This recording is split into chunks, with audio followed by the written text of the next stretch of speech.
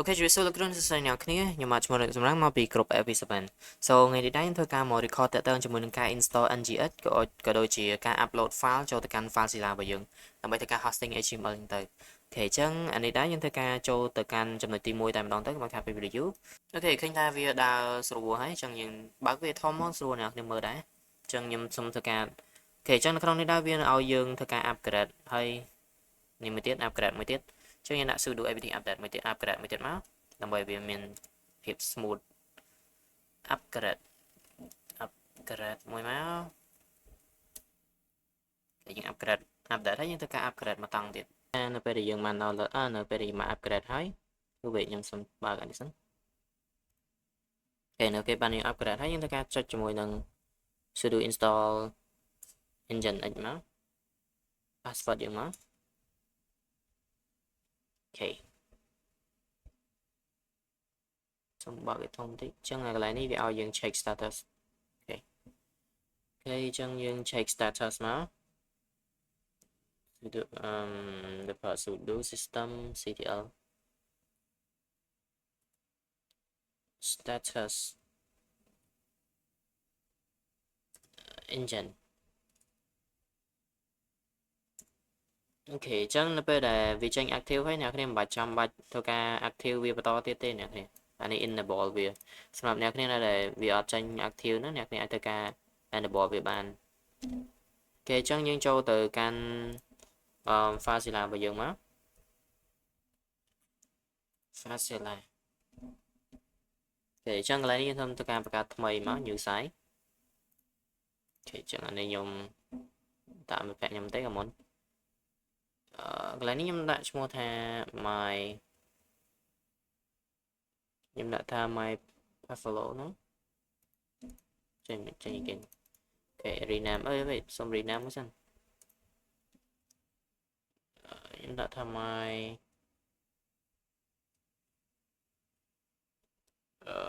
my portfolio folio អូខេអញ្ចឹងកន្លែងនេះយើងធ្វើការដាក់ជាមួយនឹង hosting name របស់យើងយកចេញពីនេះសិនអ្នកគ្នាចាំតិចកន្លែងខ្ញុំសុំសេរីអត់សិនចាំតាក់ទងទៅនោះអញ្ចឹងកន្លែងនេះនៅពេលដែលយើងដាក់អានេះហើយយើងមិនបាច់ចាំដាក់ port ទេអញ្ចឹងអានេះខ្ញុំធ្វើការដាក់ឈ្មោះថា Ubuntu user Ubuntu មកប្រើ Ubuntu ហើយអានេះយើងយក key file យើងប្រើទៅរក key file របស់យើងពេល download អានោះដូចជា download ហើយដាក់ perm file កន្លែងនេះខ្ញុំយកចុយខ្ញុំច្រឡំលុបMFA តែខ្ញុំធ្វើការ support ហើយអញ្ចឹងកន្លែងនេះខ្ញុំធ្វើការ copy នេះមក and ធ្វើការដាក់ជាមួយនឹង file នេះមកអូខេអញ្ចឹងយើងធ្វើការ connect មកកន្លែងនេះខ្ញុំបានរើសអស់ហើយអញ្ចឹងធ្វើការ connect ទៅមកទៅinstall new version មកដោយសារតែនេះខ្ញុំប្រើ version ចាស់អូខេ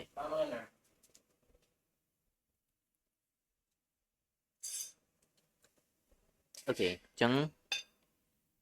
បើក version មកអូខេចុច OK មកខ្ញុំគិតថានេះជាចេញមួយសិនអូខេធ្វើការ connect មកកន្លែងនេះunknown host key ពេលច្រើននៅពេលដែល unknown host key ហ្នឹងมันយើងដាក់អានេះខុស Ubuntu យើងស្រេចទៅយកខុសហើយ Did you remote this one or oh my god wait ខ្ញុំបង្កើតច្រើនពេកដល់វល់មែនទេ no យល់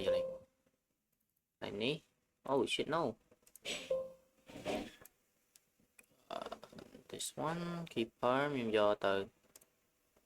form នេះទៅនេះមួយ and vì cho cái này đi em đặt từ UMI mà mấy này wait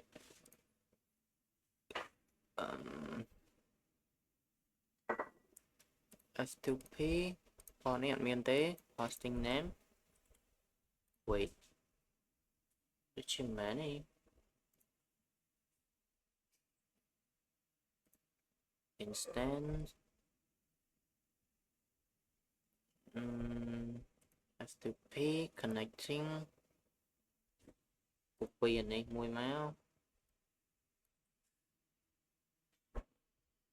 FFA chồng chẳng tin nào này maybe em file code and anh ấy tôi ra mau pi anh ấy and ok chẳng nhầm xong phép nào xong mấy để sao ta mà nhầm lạc phó là nếu nhầm cho mùi nâng hosting này trên pi mấy hay anh ấyคือnhầm rồi kịp phò mà nấyซึ่งtôi connect với má ông đừng ok chân tôi check all the way này má ok chân việc work hay em khuyên tra việc work ấy ok mìnhอยู่บนตู้นี้ ok ចឹងបន្តទៅនេះយើងធ្វើការ enable ជាមួយនឹងwww root អូខេចឹងកន្លែងនេះយើងធ្វើការ enable ដើម្បីប្រើប្រាស់ជាមួយនឹង HTML របស់យើងចឹងយើងធ្វើការដាក់ជាមួយនឹង sudo chmod កន្លែងយើងដាក់ /r and ubuntu ubuntu not /ubuntu but ubuntu and យើងដក claim មួយកន្លែងនេះ war or what www and html អូខេអញ្ចឹងយើងធ្វើការ enter មកកន្លែងនេះខ្ញុំ enter ទៅអត់បានដោយសារតែខ្ញុំអត់តបានធ្វើការដាក់ជាមួយនឹង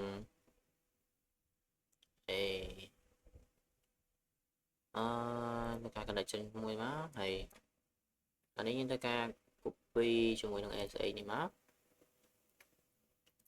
ហើយចូលទៅកាន់ CMD wait oh my god ខានធ្វើយូរផ្លេចអស់លេងគេចូល git bash មកអូខេអញ្ចឹងកន្លែងនេះវាអត់ទាន់ចូលទៅ CD download ទេអញ្ចឹងចូលទៅ download មក CD download ខ្ញុំមានអញ្ចឹងកន្លែងនេះយើងធ្វើការដាក់ជាមួយនឹង A8 របស់យើងមកដូចជាបានផាសហើយ copy ហើយកន្លែងនេះអូខេអញ្ចឹងធ្វើការ enter មួយមកអូខេអញ្ចឹងគេថាវា connect ហើយកន្លែងនេះអញ្ចឹងយើងធ្វើការដាក់ជាមួយនឹងចេះមិនដឹងខ្ញុំអត់បានសេចេះអញ្ចឹងកន្លែងនេះយើងធ្វើការដាក់ជាមួយនឹង file មួយទៀតគឺយើងចូលទៅកាន់ root នេះមកអូខេជាងឆែក mobile មកក្នុងនេះដែរយើងមានជាមួយនឹងក្នុង web វាមានវិញខ្ញុំចូលឆែកមើល HTML www គេថាវាអត់ទាន់មានទេ setting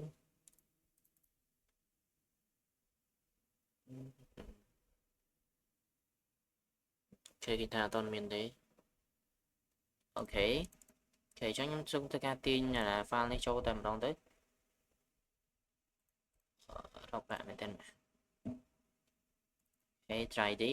link អូខេ HTML ខ្ញុំយកមានតែមួយ file នេះទេខ្ញុំធ្វើការទាញចូលមកអូខេហើយខ្ញុំឲ្យវាដើរសិន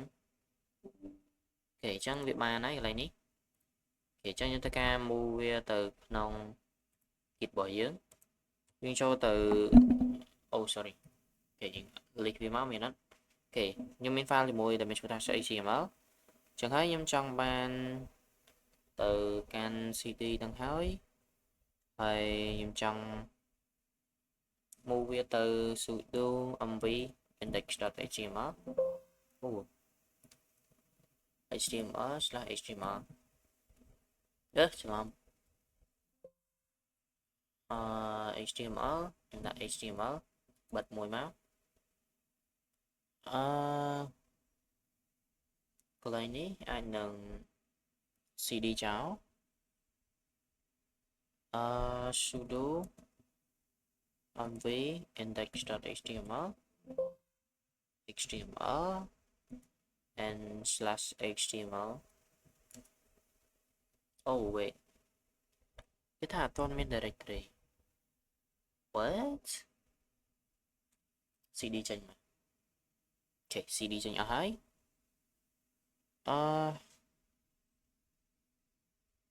នៅការដាក់ cd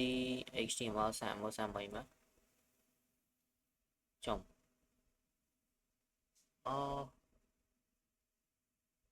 cd html ទៅតា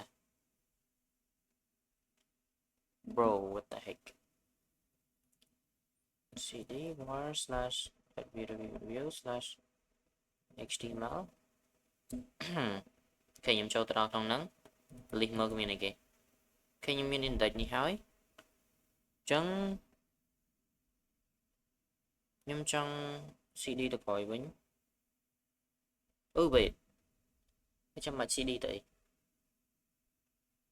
បើយើងចូលទៅក្នុងហ្នឹងហើយយើងនេះមកទៅ sudo mv វាតែមកទៅ index.html តើមកយើងចូលទៅកាន់ html ចូលមកនេះ space ច្រើនមែន html html នេះអត់មាន directory ទេចឹងហើយខ្ញុំគិតថាចូលមកដល់នឹងផង let's cd html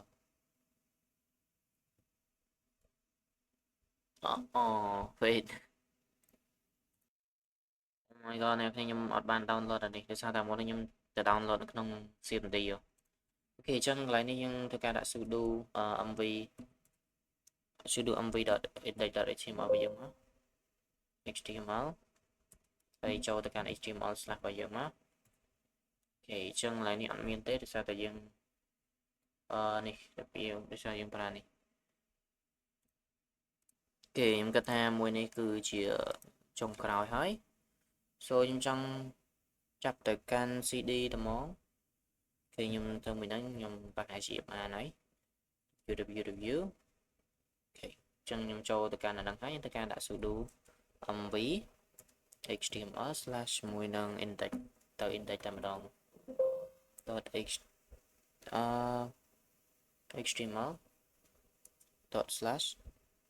ខេអញ្ចឹងកន្លែងនេះខ្ញុំចង់បានជាមួយនឹង sudo mv index.html ខ្ញុំចង់ចូលទៅ html/ មក hope it works instance security group នេះឆ្មាក់បាន connect វា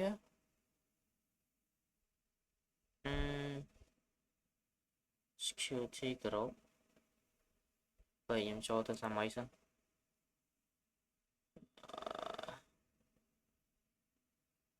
ខ្ញុំទៅ connect វាចូលទៅ security នេះខ្ញុំមាន 2 SH មួយនេះមួយអញ្ចឹងខ្ញុំធ្វើការអានេះ auto ដាក់ហើយតមកការ manage វា show chain ខ្ញុំចង់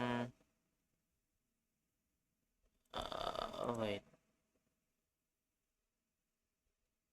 edit row inbound ចង់លុបវាការ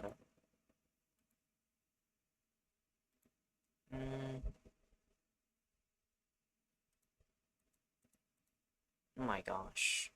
inbound នេះវាបាន edit ហើយចង់មានតែអីមួយកន្លែងនេះយើងលេខទៅវានឹងចាញ់អាហ្នឹង so why not អូខេអញ្ចឹងខ្ញុំសុំសាកទៅកន្លែង oh my god why អូខេអញ្ចឹង copy នេះមួយមកខ្ញុំសាកទៅចូលទៅ private window ឬក៏អីមួយមកចូល new tab មកនេះអូខេ file វាបានចាញ់ហើយខ្ញុំបាន search ឃើញហើយអញ្ចឹងកន្លែងនេះ